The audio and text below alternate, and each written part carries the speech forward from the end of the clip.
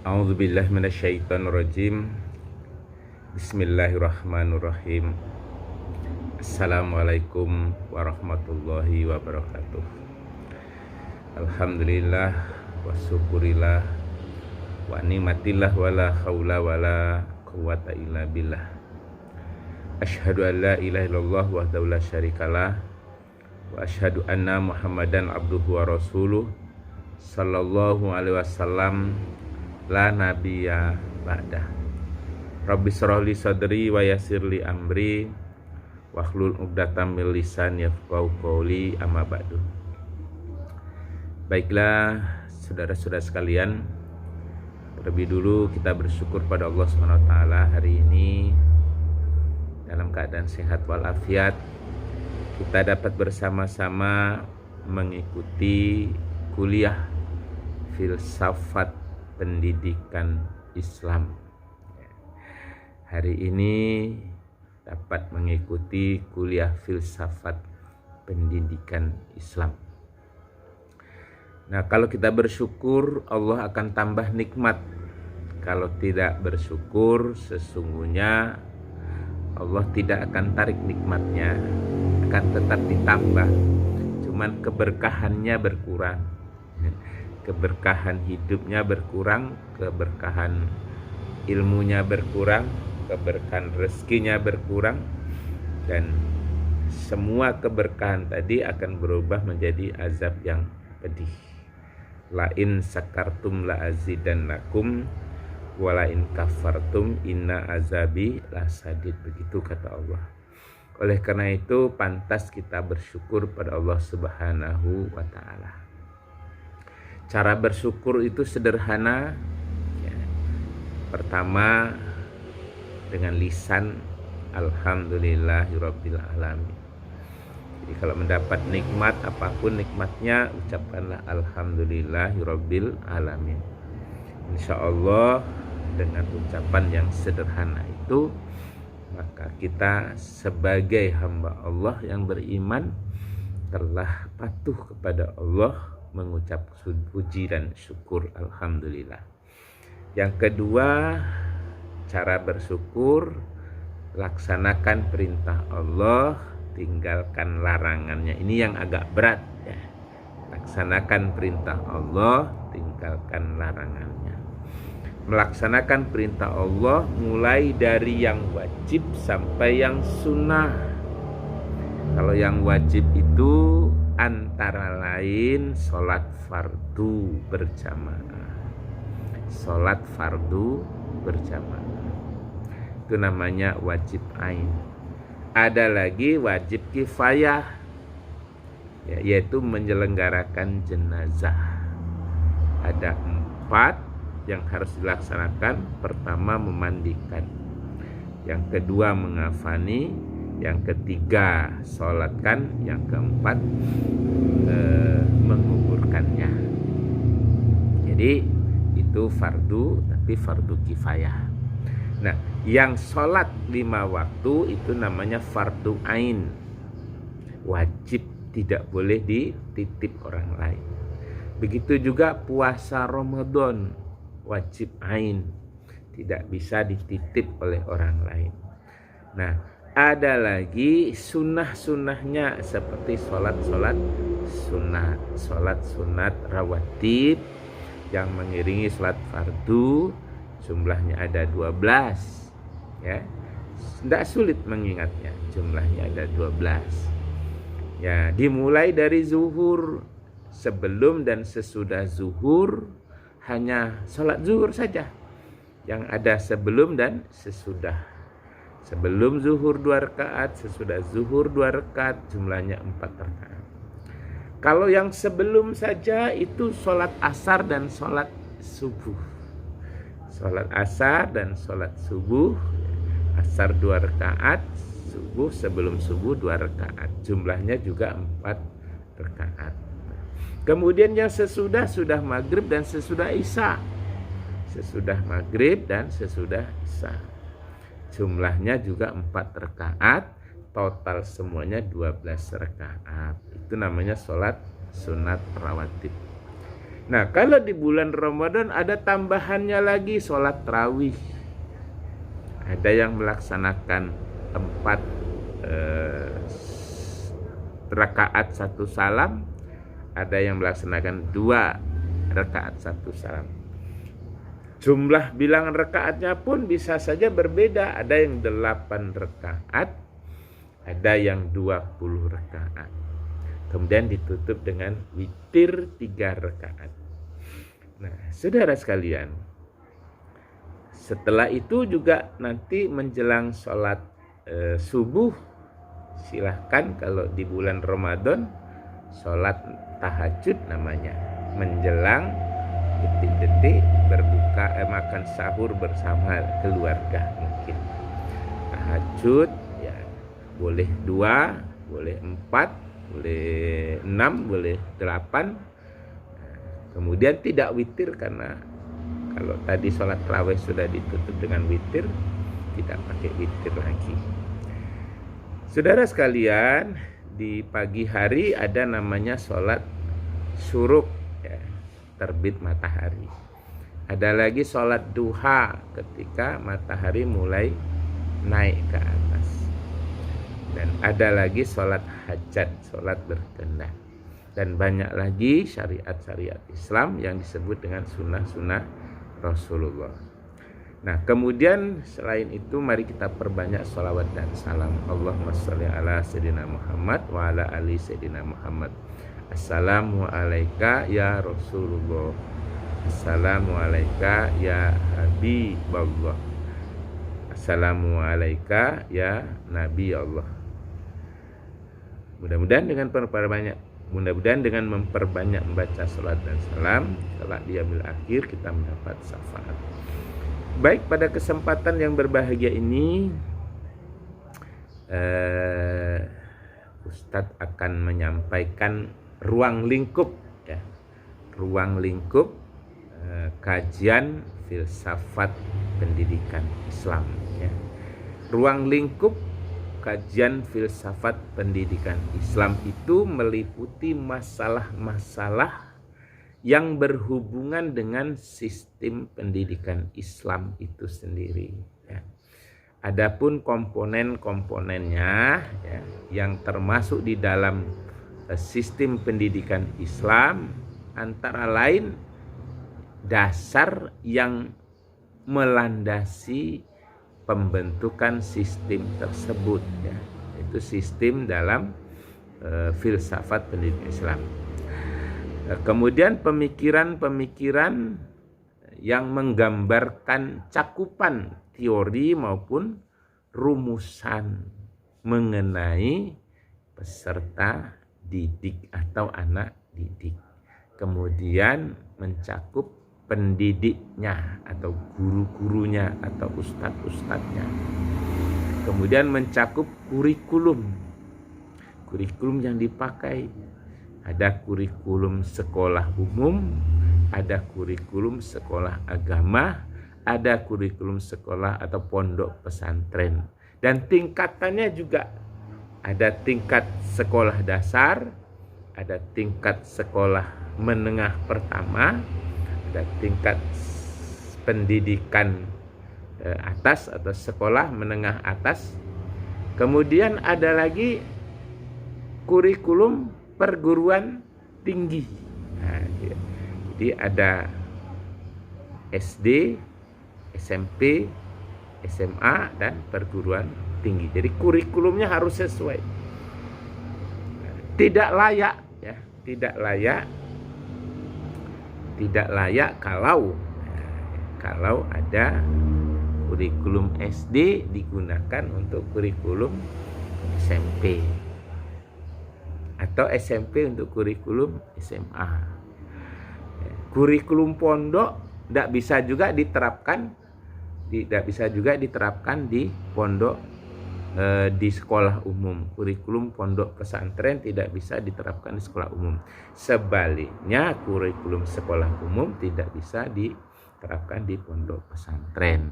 Perguruan tinggi juga demikian. Ada perguruan tinggi agama, ada perguruan tinggi umum, ada perguruan tinggi negeri, ada perguruan tinggi swasta, dan ini kompleks, ya.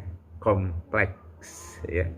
Nah, jadi kompleksitas inilah dicakupan dalam ilmu pendidikan, di dalam ilmu filsafat pendidikan Islam. Kemudian selain itu metode, banyak sekali metode, ya, banyak sekali metode.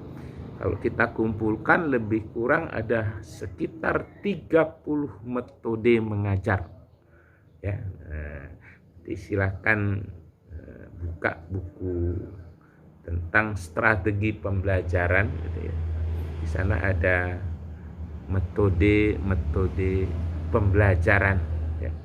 Ada 30 metode, itu belum dikembangkan lagi. Mulai dari metode yang sederhana, ceramah, ada metode yang paling berat, ya, itu dengan menggunakan media dan menggunakan alat-alat yang canggih. Kemudian selain metode juga alat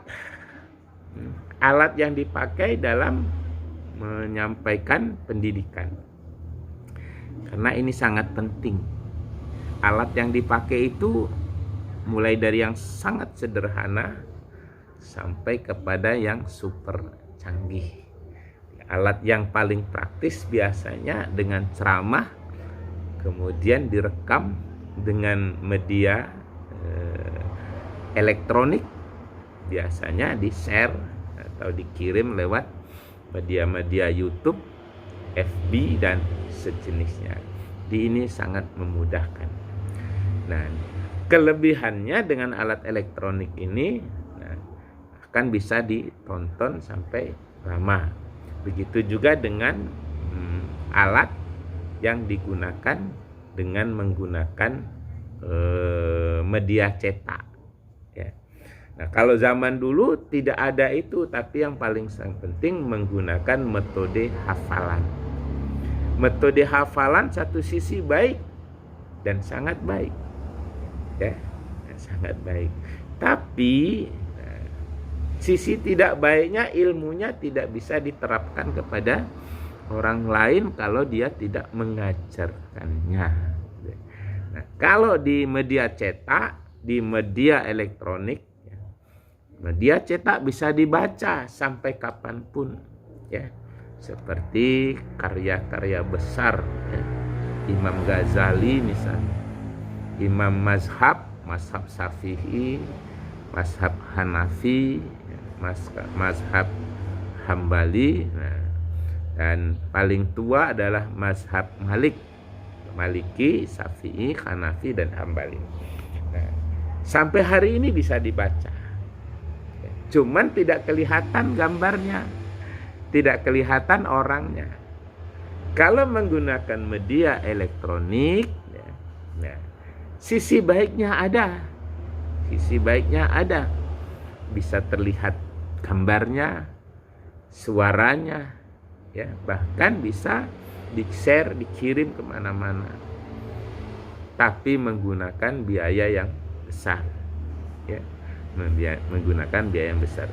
Kemudian evaluasi pendidikan itu sendiri, jadi perlu itu evaluasi pendidikan. Nah, saudara sekalian, ruang lingkup kajian filsafat pendidikan Islam mencakup pada semua aspek yang dianggap mempunyai hubungan dengan pendidikan dalam arti yang luas. Nah, gitu ya. Bukan dalam arti yang sempit, baik itu pendidikan umum maupun pendidikan agama Islam. Dan filsafat pendidikan Islam ini mencakup seluruh aspek pendidikan Islam, mulai dari tingkat PAUD, ya, atau PAUD, sampai tingkat pendidikan tinggi, mencakup itu.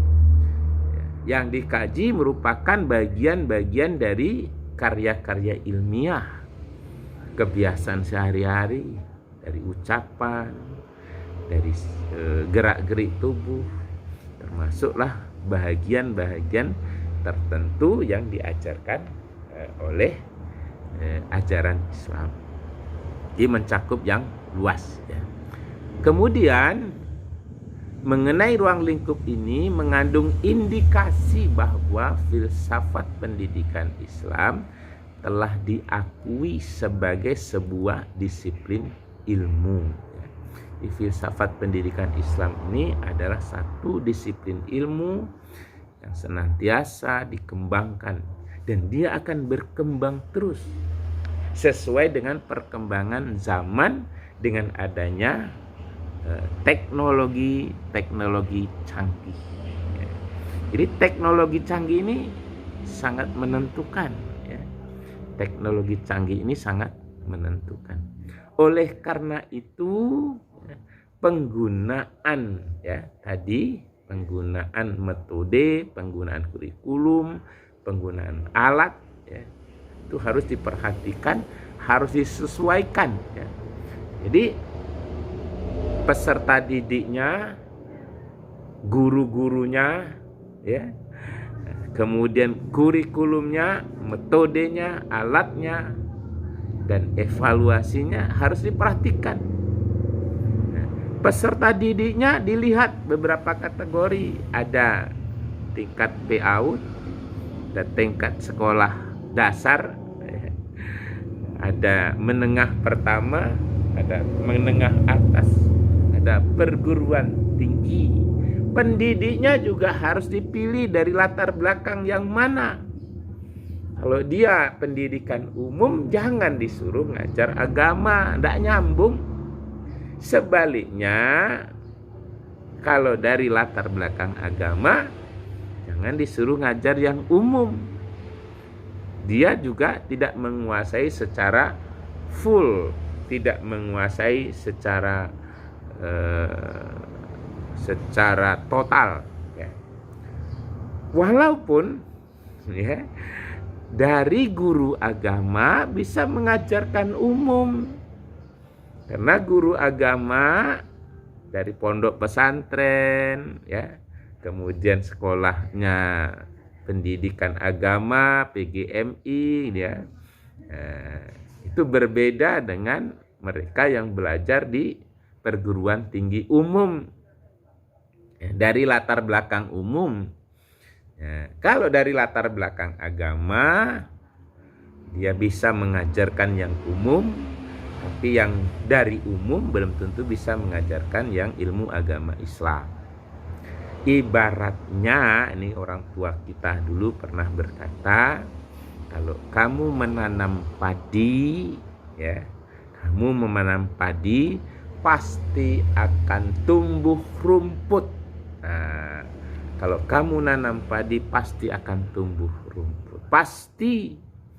Nah, kadang-kadang padinya sudah disemprot, padinya sudah dipupuk, lebih subur pula ya rumputnya ketimbang padinya. Tapi berbeda dengan nanam rumput, jangan mimpi tumbuh padi. Kenapa? Ya itulah dia, dunia.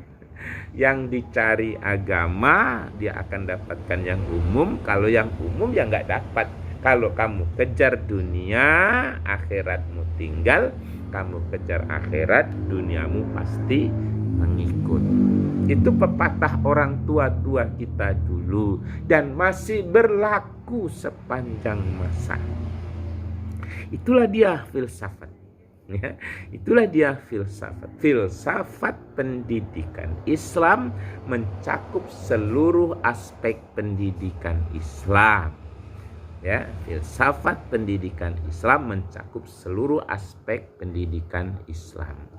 Nah, saudara-saudara sekalian, kemudian kalau kita lihat ya masalah-masalah filsafat pendidikan Islam yang tadi merupakan bagian dari disiplin ilmu yang sendiri dan telah diakui, dapat dilihat dari adanya beberapa sumber bacaan, khususnya buku yang menginformasikan hasil penelitian tentang filsafat pendidikan Islam ya sebagai sebuah disiplin ilmu.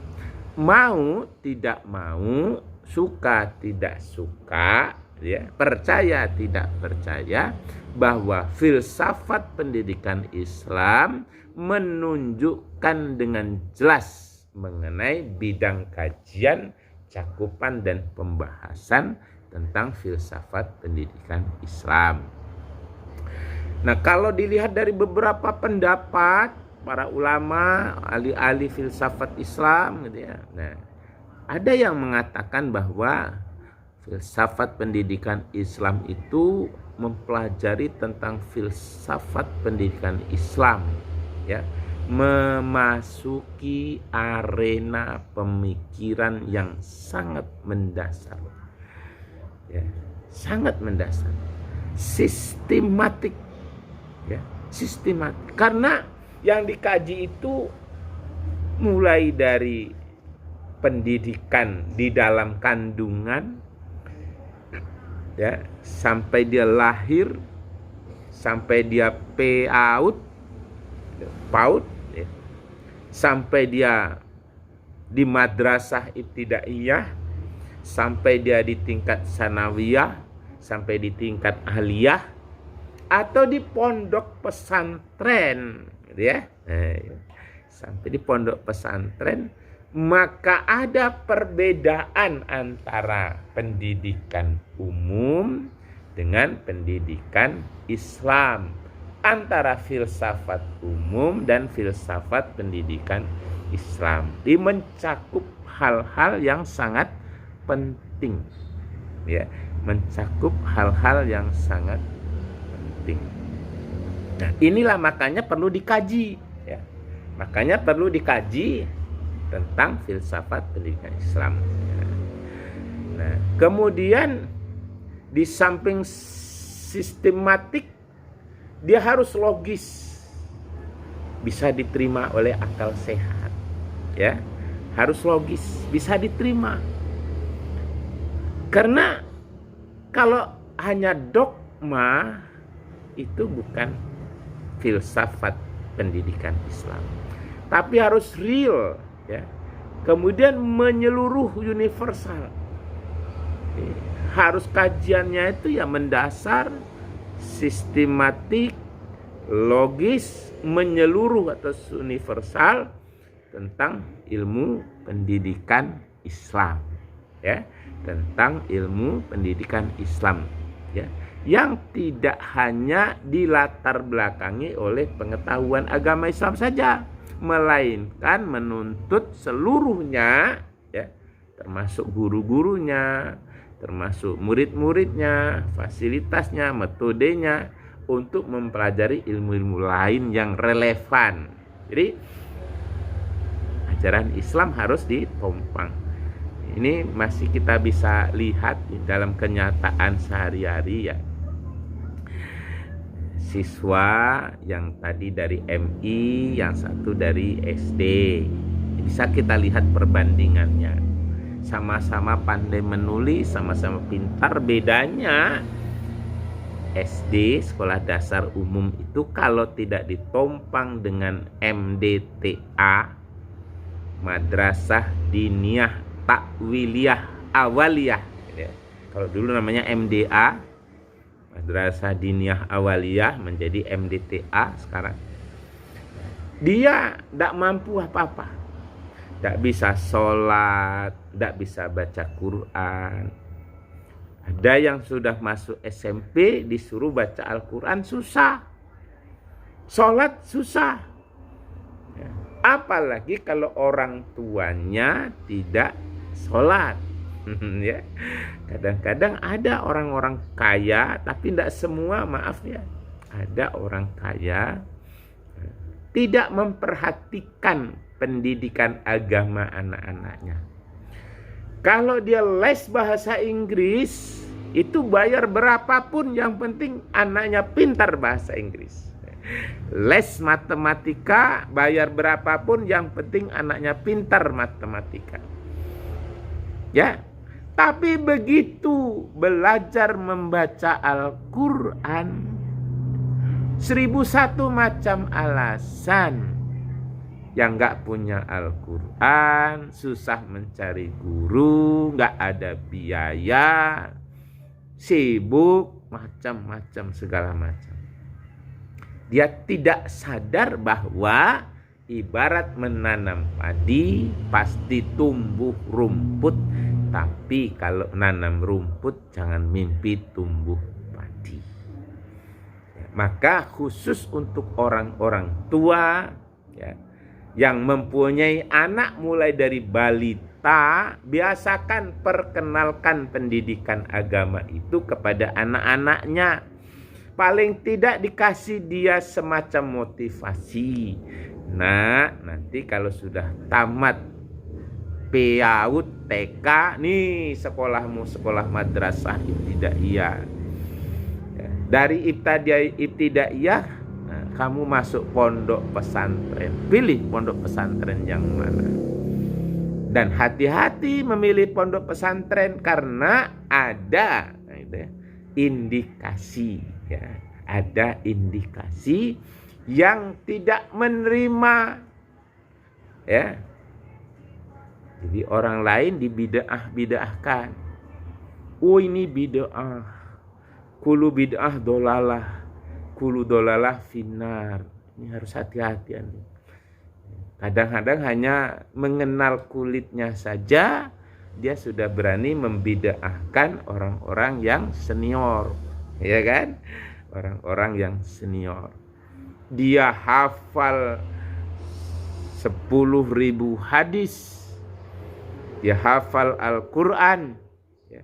Tapi karena tidak sepaham, dengan mudah dia menyebutkan, wah itu ahli bid'ah. Ahli bid'ah tidak perlu diikuti, tidak boleh duduk dengannya, bermajlis dengannya, tidak boleh berguru dengannya, nanti ikut-ikutan bid'ah. Ada yang seperti itu, ada. Oleh karena itu kepada seluruh mahasiswa, pada seluruh jamaah, kepada seluruh alim ulama, kalau berbeda pendapat, dah usahlah memvonis, ya, bahwa saudara kita ini ahli bid'ah. Sepanjang menggunakan Al-Quran, sepanjang menggunakan hadis, maka dia adalah ahli sunnah wal jamaah. Ya, tidak mungkin mereka menggunakan Al-Quran, menggunakan hadis, lalu mengajak orang lain sesat, lagi menyesatkan. Ya. Makanya kalau ada perbedaan pendapat, kembalilah kepada Al-Quran, kembalilah kepada hadis. Jangan saling menyalahkan, jangan saling memvonis, apalagi lalu divonis, oh ahli bid'ah. Hanya berbeda pandang, hanya berbeda pikiran. Ya. Nah, kadang-kadang ilmu kita terbatas. Dan biasanya orang-orang yang berani seperti itu, mereka menganggap dirinya lebih. Yang lebih kuasa itu Allah. Al-ulama warisatul anbiya. Masa nabinya satu, Al-Qurannya satu, saling musuh-musuhan. Ini jangan sampai terjadi, wahai para mahasiswa, wahai para kiai, wahai para ustadz-ustadz, wahai para guru-guru. Kalau kita tidak sepaham, jangan sampai selalu membid'ah-bid'ahkan orang. Ada lagi yang paling sadis, ya, karena tidak sepaham dengan dia. Padahal kita diwajibkan silaturahim, kita datang ke rumahnya, ketika kita pulang, rumahnya bekas kita duduk tadi dipel. Dipel, katanya bekas najis. Yang tidak bersamaan dengan dia, tidak sepaham dengan dia, tidak semasjid dengan dia, disebut sebagai najis. Wah, ini sadis. Jangan sampai terjadi. Di saudara-saudara, itulah yang harus diperhatikan, ya. Nah, jadi kajian-kajian filsafat pendidikan Islam harus relevan dengan kajian-kajian ilmu yang berdasarkan Al-Quran. Al-Quran dan hadis Nabi ya adalah standar yang sangat tepat untuk mempelajari filsafat pendidikan Islam. Filsafat pendidikan Islam ini mencakup seluruh kehidupan, tapi sesuai pula dengan tingkatannya. Jangan pula pelajaran di perguruan tinggi diajarkan pula untuk anak-anak TK. Nggak masuk. Ya. Pelajaran SMA diajarkan di SD, nggak masuk. Karena harus sesuai dengan pendidikannya, harus sesuai dengan tingkatannya. Gurunya juga demikian. Ada guru yang labelnya secara formal pendidikannya S1, ada labelnya yang pendidikan S2, ada label gelar dengan pendidikan S3. Pola pikirnya jelas berbeda. Ya, pola pikirnya jelas berbeda. Mustahil ya. Tamatan S3 ini ya setara sama dengan tamatan S1, mustahil. Dan yang mereka biasanya memberanikan diri untuk membid'ahkan itu ya justru cenderung yang dari S1 karena ilmu tingkatannya belum nyampe. Oleh karena itu kepada saudara mahasiswa untuk tidak melakukan dan tidak sekali-sekali memvonis saudara-saudaranya sikit-sikit bid'ah, sikit-sikit bid'ah. Ini bid'ah, itu bid'ah. Harus bisa membedakan. Ya, jadi orang yang pandai saja membedakan orang itu harus ngaca dulu, gitu ya. Ngaca dulu. Jadi zaman Nabi sama zaman kita berbeda. Itu masalah hablum minan nasnya. Tapi masalah agama tetap berpegang teguh kepada Al-Quran dan Sunnah. Tetap berpegang teguh kepada Al-Quran dan Sunnah. Urusan dunia kata Rasulullah kamu yang tahu. Silahkan membangun masjid kayak apa bentuknya, itu urusan dunia. Silahkan membangun tempat wudhu yang bagaimana terserah. Ya, nah, tapi begitu masuk ritual agama, non muslim juga tidak boleh campur tangan. Yang ada dalam Al-Quran dijelaskan oleh Nabi. Misalnya sholat. Di alam Al-Quran cuman mengatakan aqimis sholah, dirikanlah sholat. Kayak apa caranya? Nah, cara sholat itu kata Rasulullah, shollu kama ro'aitumuni usolli. Ya, shollu kama ro'aitumuni usolli. Sholatlah engkau, sholatlah kamu sebagaimana engkau melihat aku sholat. Dan ini dijelaskan dalam beberapa kitab hadis dan dijelaskan oleh beberapa kitab fikih. Ahli hadis dengan ahli fikih biasanya berbeda pandang. Makanya di sanalah terjadi perbedaannya. Sholat menurut ahli hadis tak sama dengan sholatnya menurut ahli fikih. Kalau menurut ahli fikih rukun sholat 13. Ya, tidak boleh menyalahi rukun sholat. Nah, jadi rukun yang ke-12 duduk tahiyat akhir. Nah ya, duduk tahiyat akhir. Yang ke-13 salam. Jadi kalau diurutkan seperti itu. Jadi ada 6 dengan lisan, ada 6 dengan gerakan, satu kombinasi antara ya, antara lisan dan gerakan. Di sana letaknya tertib. Yang ke-11, ke-12 itu duduk tasawuf akhir, yang ke-12 salam, yang ke-13 tertib. Jadi kalau diurutkan seperti itu. Pertama niat.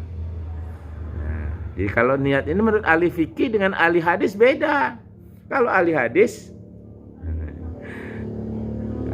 nih ya, nah, kalau niat itu sesuatu pekerjaan disertai dengan niat. Innamal a'malu bin niat. Fa innama likulli imri'im ma nawa. Apa yang kamu niatkan itulah yang terjadi. Tapi menurut ahli fikih beda. Kalau niat menurut ahli fikih ya harus disengaja. Wudu ya harus nawaitu. Wudu, sengaja aku wudu. Jadi wudunya disengaja. Nggak ujuk-ujuk, wah. Ya, kebetulan saya wudu. Nggak ada. Harus diniatkan, nawaitu. Sholat juga begitu. Makanya niat menurut ahli hadis dengan niat menurut ahli fikih beda. Disinilah letak perbedaannya. Makanya menurut ahli hadis tidak pakai usoli nggak apa-apa, tidak pakai nawaitu wudu'an tidak masalah. Tapi menurut ahli hadis dan ahli fikih tentu rumusannya beda. Menurut ahli fikih niat itu ya gerakan tadi. Nah, itu dengan ucapan niat. Fatihah, ya. Nah, jadi ada niat, ada Fatihah, ya. Kemudian ada baca sholawat, ya. Kemudian baca tasyahud, ya, tahiyat. Jadi ada 6 yang dari lisan. Niat, ya. Makanya menurut ahli fikih diucapkan itu. Kalau menurut ahli hadis enggak, niat dalam hati. Kalau dalam ahli fikih ya harus diucapkan. Itu di sana letak perbedaan filsafat pendidikan Islam. Nah, dalam sholat niat diucapkan, kemudian baca Fatihah dilafazkan dengan lidah, dilafazkan gitu ya. Nah, itu dilafazkan. Kalau tidak dilafazkan nggak bisa. Kemudian apalagi baca sholawat, baca tahiyat, ya, baca tahiyat awal, tahiyat akhir, kemudian salam. Ya, ada 6. Kalau dengan gerakan menghadap kiblat, ya, itu juga ruku, itidal, sujud, duduk antara 2 sujud dan duduk tasahud akhir. Nah, kalau menurut hadis yang 2 rakaat duduknya duduk tasahud awal. Kalau menurut ilmu fikih, ya, duduk tasahud akhir wajib. Karena tidak terpenuhi rukun sholatnya kalau tidak duduk tasahud akhir. Disitulah letak perbedaannya. Maka tidak boleh ini dijadikan sebagai sebagai salah satu ejekan. Karena ada perbedaan paham. Lalu nanti kalau jadikan ejekan ya kamu sholatnya tidak sah. Yang satu bilang, wah sah. Jadi kalau kita bersama yang tidak sah, yang tidak sholat. Nah gitu ya. Yang tidak sah, yang tidak sholat. Selagi sholat memenuhi syarat dan rukunnya sah. Ada syaratnya, ada rukunnya. Syaratnya terpenuhi, rukunnya terpenuhi, sah. Nah, itu. Menurut ahli hadis maupun menurut ahli fikih. Jadi seperti itu cara mengajarkan filsafat pendidikan Islam itu kepada siswa. Ya. Saudara yang menjadi mahasiswa, cara mengajarkan juga harus klarifikasi, bukan ujuk-ujuk gitu ya. Bukan ujuk-ujuk. Tiba-tiba saja, seperti ini, enggak bisa ya. Karena ruang lingkup filsafat pendidikan Islam adalah masalah yang terdapat dalam kegiatan pendidikan seperti ruang lingkupnya filsafat pendidikan Islam itu sendiri.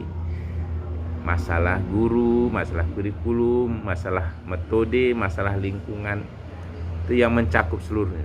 Jadi ruang lingkup filsafat pendidikan Islam menyangkut 3 hal pokok yang penting. Pertama, menelaah tentang filsafat.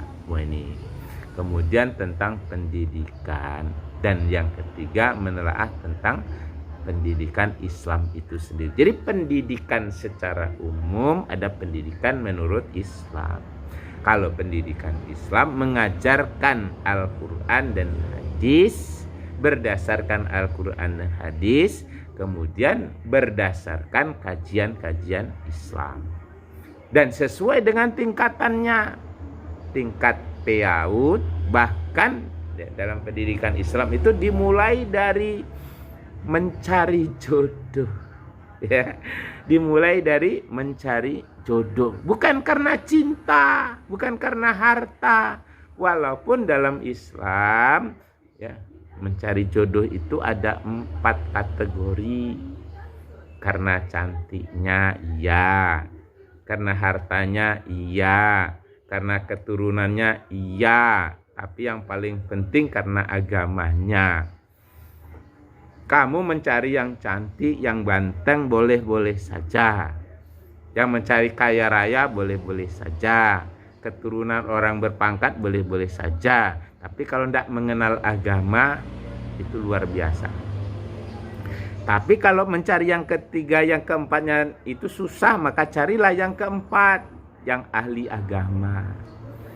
Orang sekarang kan tidak, ya.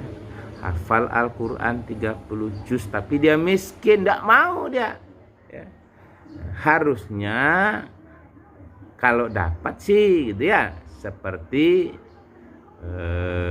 Khadijah cantik ya, kaya raya ya, ya, keturunan bangsawan ya, agamanya luar biasa. Kalau kamu memilih yang agama, maka keempatnya makan masuk, ya, karena cantik itu sampai batas umur tertentu sudah nggak cantik lagi, nggak ganteng lagi, ya. Nah, kayak Ustadz ini nggak ganteng lagi karena sudah tua, ya. Kalau sudah umur 40 ke atas, itu cantiknya, gantengnya sudah mulai berkurang, bahkan sudah mulai peot, ya. Mukanya sudah mulai keriput, giginya sudah berangsur-angsur copot, rambutnya mulai putih, hilang gantengnya, hilang cantiknya. Harta akan membuat orang bahagia, benar. Tanpa harta tidak akan bahagia, tapi ada juga, ya. Karena harta bisa bahagia, karena harta bisa sengsara kalau tidak pandai menggunakannya. Tapi harta juga sewaktu-waktu akan lenyap. Ya, banyak contoh. Keturunan, kadang anaknya banyak puluhan tapi miskin, anaknya nggak sekolah. Tapi kalau karena agama, insya Allah. Sama dengan orang ke sawah nanam padi, itulah dia agama. Nanam padi ditanam, rumputnya pasti tumbuh. Tapi kalau nanam rumput, jangan mimpi tumbuh padi. Nah, itu dia. Nanam sawit gitu juga. Rumput tidak ditanam, dia akan tumbuh subur. Tapi sawit sudah dicari bibitnya bagus, sudah ditanam sedemikian rupa, diukur jaraknya lurus atau tidak lurus, kemudian dipupuk. Tapi dalam kurun waktu tertentu kadang-kadang sawitnya tidak berbuah. Ada pun sudah berbuah, tidak dirawat, ya kan? Lebih subur pula rumputnya ketimbang sawitnya. Itulah dia. Jadi memang agama ini harus dirawat. Pendidikan Islam harus dirawat. Kalau tidak dirawat ekstra, maka dia akan hilang, digilas oleh masa. Itulah dia rumput tadi, dunia. Ya. Ini ada, kita lihat ini real, nyata. Anak-anak pondok pesantren, di pondok itu dilarang pakai handphone. Tidak ada dengar radio, tidak ada dengar TV, tidak ada lihat-lihat yang lain-lain. Kecuali buka Al-Quran, ngafal Quran, buka hadis, ngafal hadis. Kemudian dapat ilmu dari guru-guru. Dari pagi, jam 4 sudah bangun mandi, kemudian dibawa ke masjid, ya, menjelang sholat subuh mereka baca Quran, selesai sholat subuh mereka bermurajaah, dan mencetoran hafalan, paling-paling nanti istirahat, sarapan, siap-siap untuk belajar di kelas, ya. Kemudian istirahat tengah hari, sholat, makan, kemudian lanjutkan lagi sampai malam begitu seterusnya, nggak sempat lagi buka handphone, nggak sempat nonton TV. Begitu tamat dari pondok pesantren, pandai dengan sendirinya pakai komputer, pandai dengan sendirinya pakai laptop, pandai dengan sendirinya pakai handphone, berbagai macam merek handphone. Ada juga pandai dengan sendirinya membuka servis handphone, servis elektronik, servis mobil, servis motor, servis sepeda, sampai ke alat-alat berat. Mereka pinter ngaji, mereka bisa azan, mereka jadi imam, mereka jadi ustadz, mereka juga menjadi pengusaha. Berbeda dengan pendidikan umum. Kalau tidak ditompang dengan pendidikan agama dasar-dasarnya, maka dia tidak bisa sama sekali kecuali yang ia pelajari. Ya, oleh karena itu kepada seluruh mahasiswa, kepada seluruh elemen masyarakat, maka kajian filsafat pendidikan Islam ini mencakup seluruhnya, ya. Mencakup seluruhnya. Filsafat pendidikan Islam dengan ruang lingkup mencakup seluruh, ya, kajian tentang Islam, dan objeknya adalah orang-orang yang beragama Islam dan boleh juga non-muslim. Yang non-muslim.